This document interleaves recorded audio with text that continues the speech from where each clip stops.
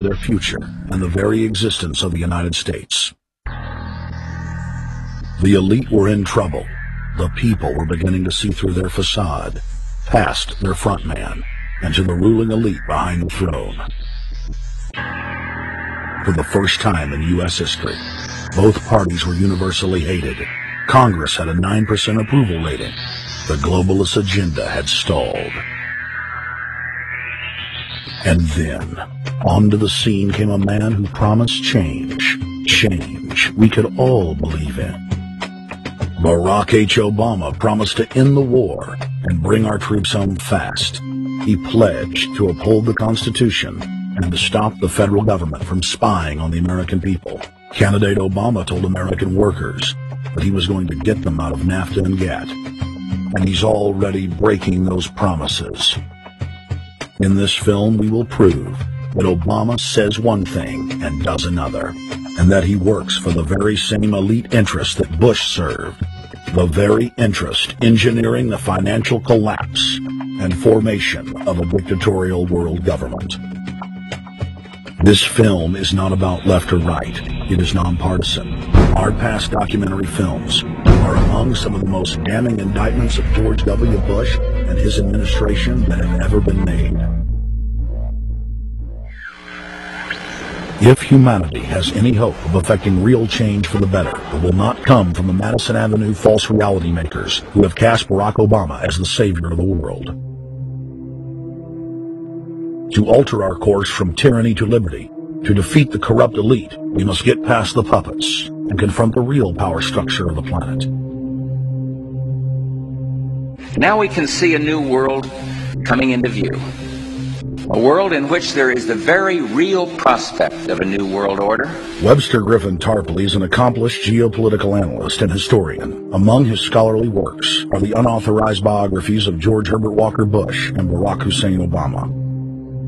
Since Bush the Elder made a speech at the United Nations back in September of 1990 talking about the New World Order, I think I've become confused about what's actually going on in the world. The New World Order is a more palatable name for the Anglo-American world empire. It's the planetary domination of London, New York, Washington over the rest of the world. It's hard to get people to join that or think they have a part in it if you call it the Anglo-American world empire. If you call it the New World Order, then people in India or someplace like that or the European Union might think, well, there's something in that for us too. But that's not what it is. It's the Anglo-American New World Order.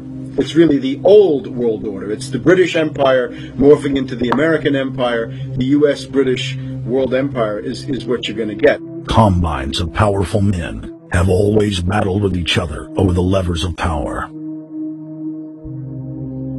Gerald Celente is recognized as one of the world's foremost trends forecasters and is the founder of the Trends Research Institute. People that are knowledgeable know that the fight that this country has been waging since its inception is for the central bankers not to take over the country. And that's why people like Andrew Jackson were elected. And that's why people revere people like Thomas Jefferson and others. The takeover's happened, and it's a corporate takeover. Agents of the Bank of England attempted to assassinate President Andrew Jackson on multiple occasions because of his resistance against a private central bank being set up in the United States. And it was something that Abraham Lincoln won. And this is, by the way, why I believe he was assassinated. This is the Lincoln quote. The money powers prey upon the nation in times of peace and conspire against it in times of adversity. It is more despotic than monarchy, more insolent than autocracy, more selfish than bureaucracy. I see in the near future a crisis approaching that unnerves me and causes me to tremble for the safety of my country. Corporations have been enthroned. An era of corruption will follow, and the money power of the country will endeavor to prolong its reign by working upon the prejudices of the people until the wealth is aggregated in a few hands and the republic is destroyed. Wall Street has killed Main Street. So I know how unpopular it is to be seen as helping banks right now, especially when everyone is suffering in part from their bad decisions. I promise you, I get it. Up until about the Kennedy assassination and the beginning of the war in Vietnam, the United States is a very powerful engine for world progress. It's the assassinations, the Kennedy assassination, and the others in the 1960s, the beginning of the Vietnam War, and the beginning of the absolute domination of the Wall Street group over every other interest. Nobody else counts except the Wall Street money masters. That has now made the United States into no longer a force for progress, but something very different, often a force for destruction in the world. The military-industrial complex has taken over the country along with the Wall Street gang. If you look also at the people that Obama has put on his appointments list, it's all Wall Street. It's government of Wall Street, by Wall Street, and for Wall Street.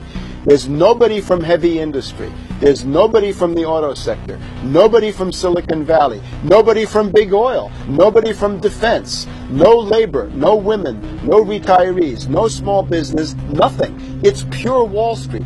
The only people who have a voice in Obama's councils are Wall Street finance oligarchs. That's all there is. Nobody else counts for anything under Obama. It's the most extreme Wall Street administration we've ever had. Before his death, President Woodrow Wilson apologized to the public, regretting that he had been deceived by a group of international bankers, and the country's financial system had fallen into their iron grip via the Federal Reserve Act of 1913. Whether sought or unsought by the military-industrial complex, the potential for the disastrous rise of misplaced power exists and will persist. Dwight D. Eisenhower. He